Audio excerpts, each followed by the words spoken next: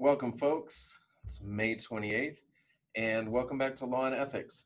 Gonna have a little bit of fun today, as you might guess from the banner behind me. I'm a Game of Thrones fan, and unless you've been living under a rock the past couple weeks, you might know that the series just had its finale a couple weeks ago. I was looking around at the various coverage of it, and I found two things that I wanted to share with you. The first one is a podcast by the University of Virginia, and it is a series called Common Law, but they did a special episode on the Game of Thrones and the legal and ethical aspects therein. It's pretty cool. They talk about it a lot from the sense of international law, which is something that I don't delve into a lot in my own research, but I find it really interesting. So I'll put a link to that in the comments below. Another thing I wanted to share with you, and some of you guys have seen this from class, pretty cool Game of Thrones philosophy and ethics book. It's called The Ultimate Game of Thrones in Philosophy, You Think or Die.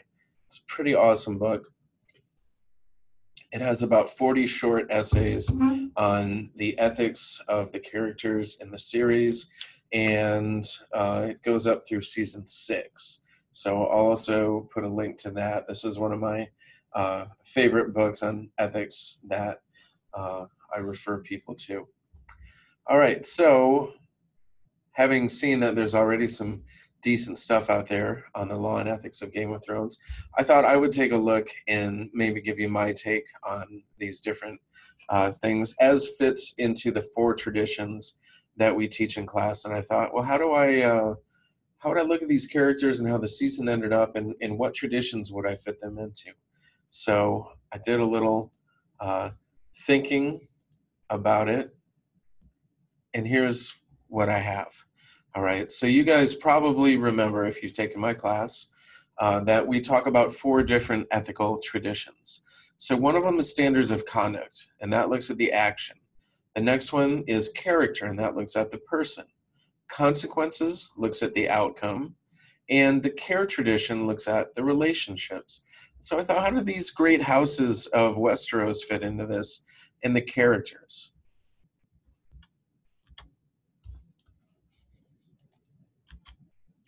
Well, Jon Snow and the Starks as a whole really fit into standards of conduct. Okay, so this tradition says is an act ethically acceptable. It doesn't look at the actor, it doesn't look at the consequences of the act. You might hear it called formalism, and the Starks are really, really into this, okay? So they say lying is against the rules, so telling a lie is wrong. All right, they're very rule-bound. Relationships and care. Now, there's no better example for this than the Lannister family. Okay, so what do we owe each other in a relational context? People are interdependent. Stakeholders who are vulnerable deserve extra consideration. All right, and so the Lannisters always keep coming back to each other, particularly Jaime and Cersei. Even in the scene that we presume they met their end, it was just them against the world. There are some significant weaknesses associated with this tradition, as you might have noticed, and we'll talk about those a little bit more. But what about consequences? Our friend, the utilitarian, okay, Lord Varys was a great example of this, especially in the final season. He was willing to change who he served over and over again. He was very open about it because he said, I serve the realm, and he was always talking about particularly toward the end when King's Landing was burned, how do we save the most people? Okay, Daenerys has this goal, and she may achieve it, but this many people are going to die. All right, there are some weaknesses to this. It can constrain the view to the short term, leads to unsustainable decision making. It downplays standard of conduct. Okay, so nobody was really willing to trust Varys because he didn't follow any rules but his own. And it also downplays character. Because he was unwilling to commit to anyone or be loyal to anything other than his concept of, quote, the realm, he ended up getting burninated in the end. Now, what about the character tradition? We think that this would sort of be the dominant paradigm in Game of Thrones, right? This focuses on the agent or the actor, and it says a good person has virtues, a bad person has vices, right? And this is really the story of the series in so many ways. The problem is, in real life, just like in the series, there are no perfect heroes and no perfect villains. There are people that we thought were probably worse than others in Game of Thrones, but it's awfully hard to point to anybody and say that was a good person, right? Ned Stark might have been the person who was the best, and he died very quickly, right? And there are some real problems with this tradition. You know, our own self-concept can really differ from others' opinions of us.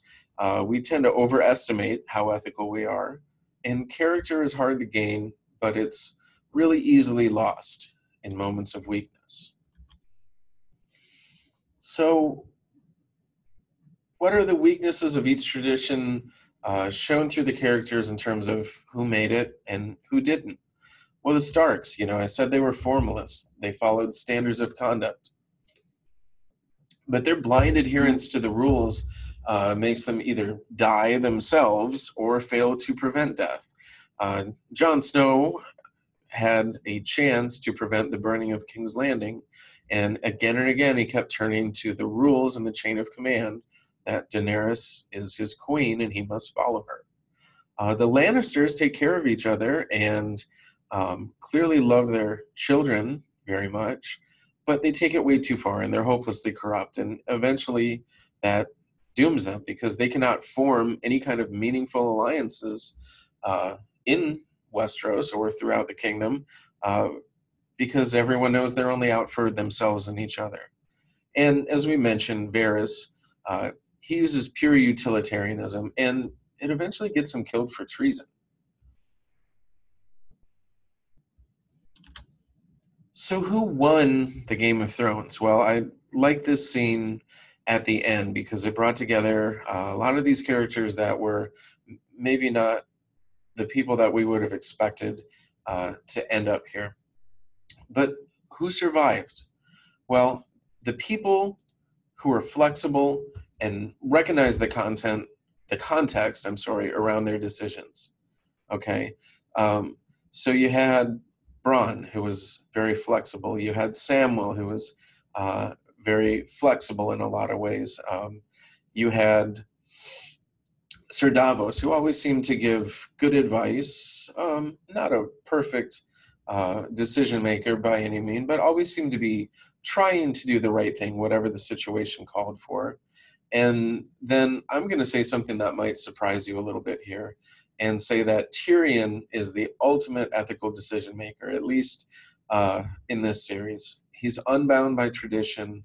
He's always learning from his environment, and he's always deep in thought, trying to apply a variety of traditions, taking a variety of angles, asking advice, and making a plan for how he's going to decide. Now, I don't think anybody, myself included, would have said at the beginning of the first season that Tyrion is going to be the most ethical character in this series, but he gets my vote.